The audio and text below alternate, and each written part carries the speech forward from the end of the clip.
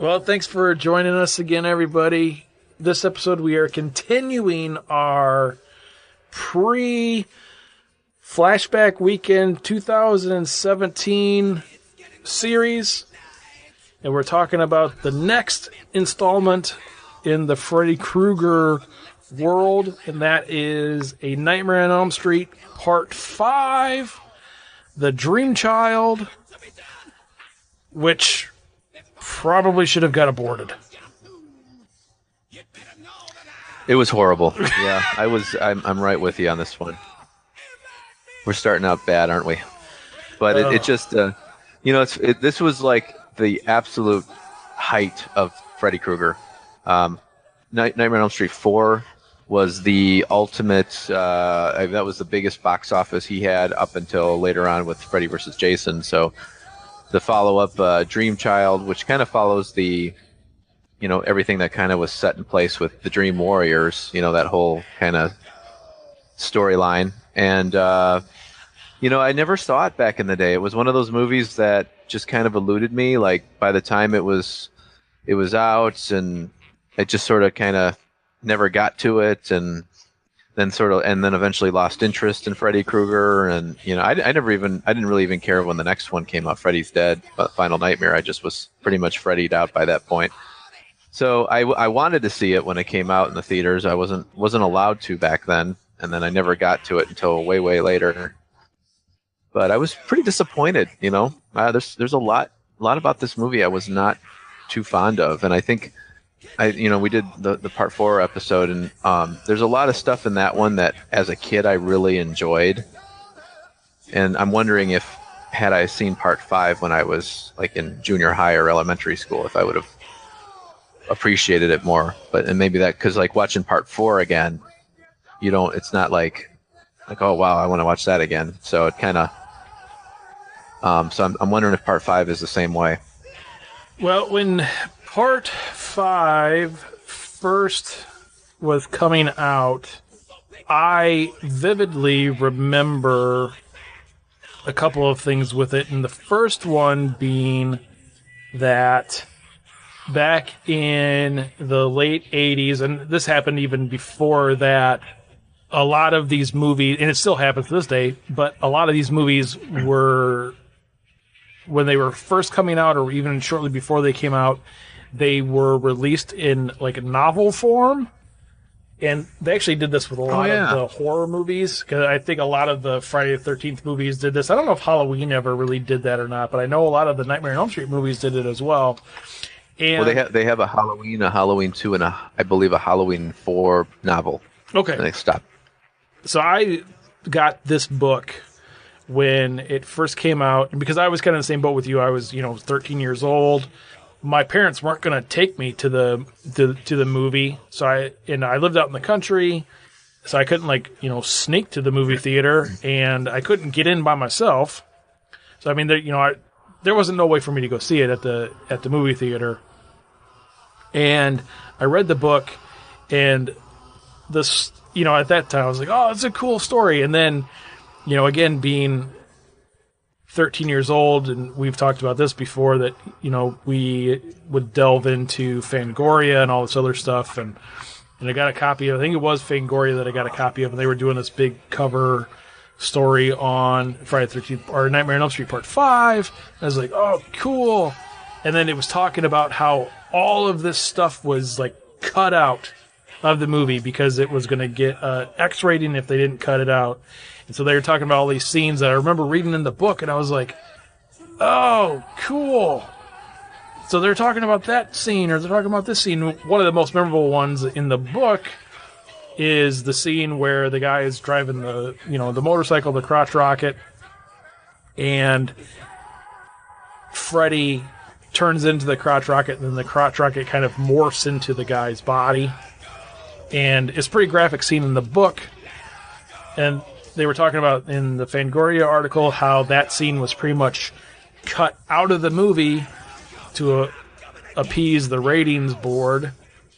And when I finally saw the movie after it came out on video, I think probably 6 months later or a year later or whatever, I still remember all the stuff in the book. And the movie was so heavily edited.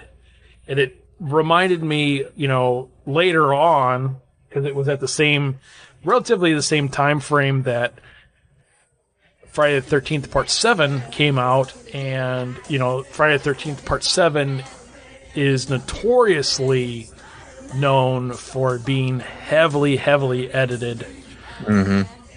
But, the one cool thing about A Nightmare on Elm Street Part 5 is when it did come out on video the first time, they did release an uncut version of it. But now when you actually do some more digging into it and stuff, you actually find out that uncut version, that was only released on VHS. It was never released on any other form. And I don't even think it ever made it to any of the streaming stuff. Well, that's interesting because I watched it on Amazon, and I guess I don't have any reference point, but the motorcycle scene seemed pretty graphic. Now I must have been more graphic than what I saw if it wasn't the cut version or whatever, because it was I saw him really kind of morph into that creature. Right. I thought that. Yeah, and I watched the last time that I watched it. I watched a VHS copy of it that isn't uncut, and the motorcycle scene does seem a little more graphic than I was expecting, or I remembered anyway. But the uncut VHS version that did come out, I guess only actually added 50 seconds of actual footage to the movie. Okay. So I was reading some stuff online about it the other day, and some of the stuff that I was reading said that it's not truly a director's cut or anything. It was just kind of we'll see what we can get away with here kind of thing. And because I'm assuming back in '89 they probably couldn't, maybe they couldn't really come out with an unrated version. Right. But I don't think that having some uncut scenes to the kills would have necessarily saved the movie itself. Even we've talked about before how we really, never really were huge Freddy fans. This movie really kind of took a different direction than they were going with Part 3 and Part 4. They kind of get away from the wisecracking Freddy Krueger in this movie. I mean, he does have some wisecracks in this, but it's not, Part 3 and Part 4, that's really kind of what the whole Freddy character is. And this one kind of more has that kind of going back to trying to have more of a serious overtone to it. But the story's really kind of weird, and the kills, maybe the unedited version, some of the kills are a little bit more graphic and you actually get to see what happened, but a couple of them you're kind of like, well, wait, what happened? So did that person die? What? I don't, because there's that one scene where the girl's eating, and she chokes to death, but in the dream, she never really died, and so you're like, "What? Wait, what?" Yeah, that's this film was. And it's those scenes too, especially the girl that he is feeding and her mouth is getting real big. That was one of those real prominent photos I remember in Fangoria back at the time when Nightmare 5 was coming out. That was one that you always they were always kind of towards the late 80s, early 90s, were constantly putting those photos in of those later Nightmare films, and I remember looking at those quite often. The other thing with it, too, is when you were coming from... one of the things that a lot of these horror movies did in the 80s, and a lot of it was because they were... even though a lot of them were making money for the studios were very reluctant to give them money to make the movies. And so a lot of these movies used a lot of practical effects, even into the late 90s and early or into the late 80s and early 90s. But a lot of the effects in this movie even though they are practical effects, they just look fake. One of the things too that about this film in terms of the effects, if you notice, it's a pretty big difference than what Freddy Krueger even looks like. Like the makeup is a lot different in this one. And I recall back in the day that the reason they changed it up was because they needed something that was easier on Robert Englund's face, because at this point he was really starting to have some skin irritation and some problems from what I recall. But the design is much different than what we're used to, like in the earlier films. It's more like patchy, kind of red, as opposed to that very wrinkly kind of what you think of when you think of Freddy. So it kind of changed it up a bit. There's like more giant open wounds on his face. Yeah, and sure. They kind of it's a different look. And I remember noticing that pretty quickly when I first saw it, like the promos and everything as a kid. None of the death scenes are really all that memorable in this movie, other than, like we talked about the motorcycle and the food thing, but even that were just kind of like, they weren't all that interesting. Like they didn't have that like appeal that some of the earlier ones did, like 3 and 4, even like 2 in the first one. No, and that's one of the other things that I noticed, or at least it stuck out to me the most recent time watching this, that this movie, unlike a lot of the movies at the time, didn't really seem like they were going for any sort of kill count, because there's only like 4 or 5 people that get killed in this movie. Yeah, it was pretty low, wasn't it? Right, and so it seems like a lot of it, they were, like I said, they were really trying to work this whole weird story about this unborn kid, and it just didn't work either.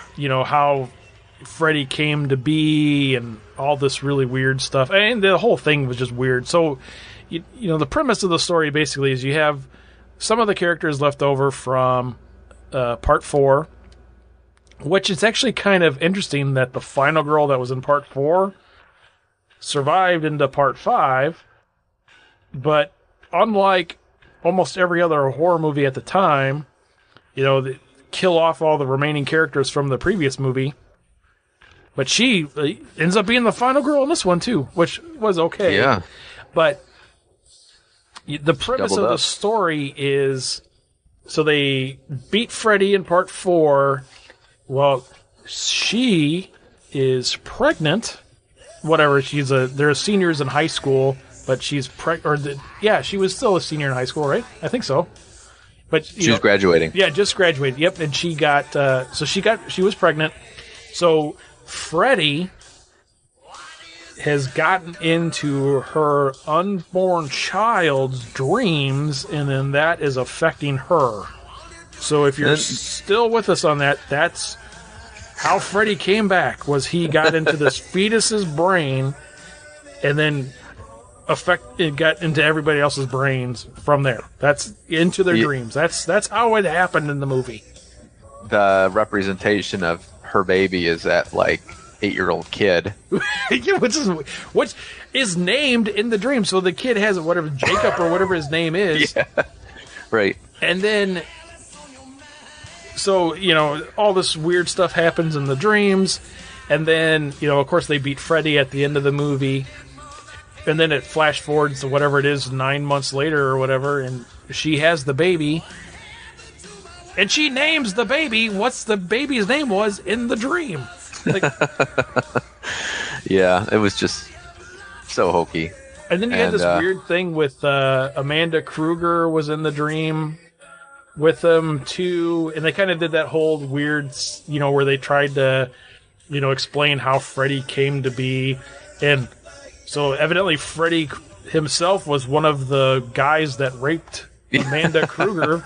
Right. Robert Englund has a cameo in that scene. And you're like, what? What? That's weird. Right. And then, so they brought back the mythology of Amanda Kruger that was introduced in Nightmare on Elm Street Part 3. What was your thoughts of that? Like, I know we talked about it in the Part 3 episode.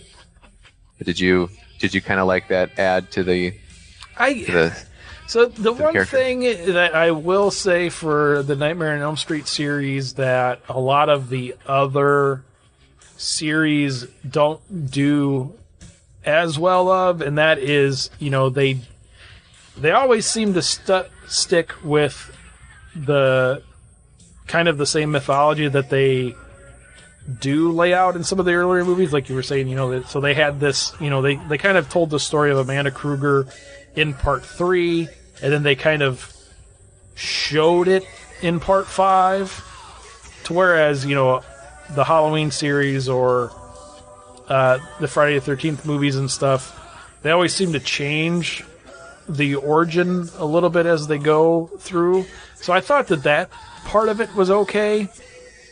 But I didn't really get why she was in their dreams. I mean, I know they tried to explain it, but it was kind of hokey. So the reason that she's in their dreams is because it turns out that her soul was never released or whatever. So one of the people that are having the nightmares again ends up going on this search for Amanda Kruger, and ends up, I don't remember, it was like a steeple at a church or a tower at a church or something, but she was locked in this tower, and so she got into the tower and found her corpse kneeling in front of the window, and walked up and touched her shoulder, and then it did an Obi-Wan Kenobi and she vanished, and then it was okay, now we're all better now. I was like, what? Yeah, it's this was a very, very disappointing entry in the Elm Street series. But again, this was at a time where they were just knocking these things out left and right. Oh, we need a new Elm Street movie. All right, somebody quickly. I think even part 4, if I'm not mistaken, was thrown together last minute. Just here's write this thing in a week or something and put it out there, and we need it done that quick. And I mean, so they were really just pumping these things out crazy. Yeah. Kind of funny how you think about it, the business aspect of these films.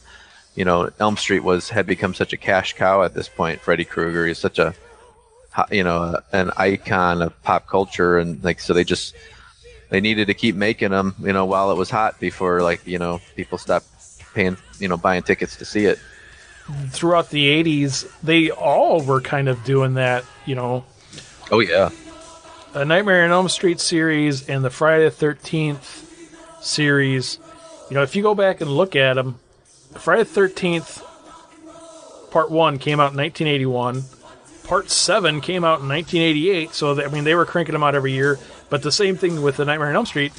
Part 1 came out in 84. Part 5 came out in 89. So, that's 5 years. So, dang. They are cranking them out one after another. And yeah. You always hear too when you, especially on the Friday the 13th side, because and the Halloween stuff too. When you hear interviews of the people that were involved with those, the studios were like, "Oh, you got to make another one." Yeah. But we're not going to give you any money, so yeah, shoestring budgets. Go to the woods in New Jersey and film it, so we don't have to pay any union stuff or anything. And yeah, it's funny because comparing these, we've talked about, we're more Friday fans and Nightmare fans, and the later Friday movies. I mean, you've got the first 4 that are pretty, I don't know,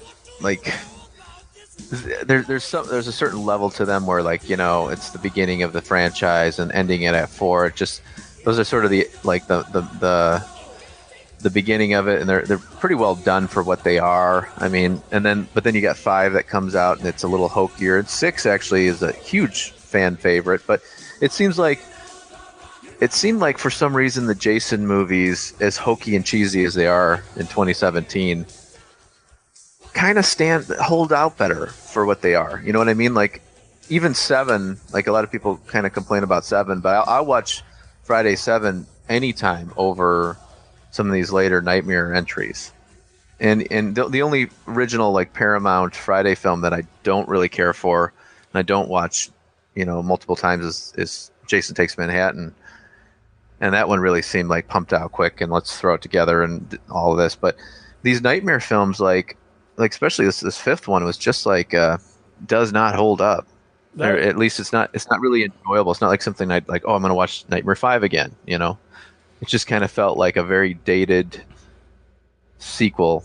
And it was kind of interesting to watch it though, just because you see the transition of the character, like from like he's really pretty terrifying in the first movie. They really make him scary, and then by this one, it's just kind of like going through the motions. Like we said, cultural icon. I'll be interested to see when we do the next couple, because I haven't seen those in forever. So I am interested to see what kind of direction Freddy took from part 5 to part 6. If he kind of started to, or if he continued down that back into the more serious path, or if they kind of went, oh wait, we forgot that he was going to be like this wisecracking guy. So let's go ahead and throw some one-liners back in there. Yeah, I think what I recall of part 6, and I never saw the full thing, I think it went more the wisecracking route, if I remember correctly. And I think they actually kept the makeup that they had in part 5 as well, so it kept that look too. I wonder if that's when they decided to go, because I would assume with, Freddy, because that is like a full head thing and stuff, if back in the early days, if it was one of those things where, Robert Englund showed up at 5 o'clock in the morning and sat in the makeup chair for 4 hours, and then somebody else figured out, hey, if we make this like 3-piece application, we can get it on in 15 minutes. Probably. Yeah, I heard that could have been part of it. I also heard that one of the reasons they changed the makeup was to make it less scary, because Freddy had become such a, like we said, cultural icon, that they wanted a broader group of people to see it, not the kids not to be as scared. Like if you look at the makeup from the first 2 movies, is pretty, and even the third one, it's pretty frightening. And but like this one, it's more, I don't know, it's a different look. It's just not quite as scary, maybe, I guess. But the family friendly Freddy Krueger. Yeah, we were somewhere today and we saw, it was we were at a thrift store earlier today and we saw they had Flintstones, like cups that were from like Hardee's, like glass cups. Yeah. And I was like, oh, cool, but they were like, they were asking like $6 a piece for them, and I was like, oh. I'm guessing somebody here at the thrift store knows that these old fast food restaurant cups are actually worth money now. But oh yeah, could you imagine like Nightmare on Elm Street Part 5 comes out and they worked a deal out with McDonald's or something, and they're like, here we go, here's your Freddy toy and your Happy Meal. Well, they did have some, not with anything like any fast food chains, but they did have like Freddy Krueger candy, like like little Freddy heads that you'd open up and there'd be like hard chiclet type gum or something inside there, or like that kind of thing. And they had Freddy Krueger trading cards. Oh yeah, I remember those. It was kind of becoming that sort of like mainstream, let's market to the kids toy, which was kind of weird being that he's a child killer. And I know there was a lot of complaints about that back then, I think, if I recall. A lot of parents were kind of upset about that, but he was really kind of like, I mean, Freddy Krueger, I don't know, every time I think of him in that era, I think of like he was pretty much as popular as like the Simpsons were, he was like just this character that everybody knew who he was, and he wasn't scary anymore, overplayed or he had I think he even had an album out. I mean, there was all kinds of crazy stuff with that. I mean, they were just pumping out as much merchandise as they could towards the end there. Yeah, there's a lot of crap out there too on like eBay for just type in Freddy Krueger memorabilia. There's just a bunch of crap out there. I mean, I remember in 6th grade, I don't remember if it was the class or if it was just the safety patrol, but we went to Great America. I remember on that school trip at Great America, like buying a Nightmare on Elm Street stuff at Great America, like in one of the gift shops, like buttons or something, or maybe it was some of the trading. Oh yeah, cards. yeah. That's right, the buttons. I remember that. Yeah, You and our common friend, like, I think you guys had quite a few Freddy Krueger buttons. Yep. That's right. Yeah, and another interesting fact about you're talking about the A Nightmare on Elm Street trading cards. Oddly enough, I have all of the A Nightmare on Elm Street trading cards, except for there is one like special like lithium like Freddy Krueger card. I have all of them except for that one. That's cool. Yeah, I remember. I forgot about that when you got that, like, somebody's collection or something. Yep. Yeah, a guy I work with gave me That's cool. gave them all to me. They're all in a binder, and they're all like, it's kind of cool. They're all in order, not only by the movie, Nice. but also in sequence of like the movie. So like if you like flip through them, you can see Oh, like wow. all of them. And I can't remember how far that goes. If that goes throughout the entire series, or if that only went to like part 5. Interesting. But yeah, it was a. The only Freddy thing I have the reaction figure, but I just purchased a replica of the glove from the first movie, that a fan-made glove that guy did a real good job making it look movie accurate and everything. But back in the day, as a kid, I had the rubber mask, the real common rubber mask and the hat. And I think I still have the plastic glove too, that came out back in the late 80s, late 80s. And so I think I have that in the basement somewhere. The glove I have is pretty cool. The authentic one with the metal blades and everything. It's very cool.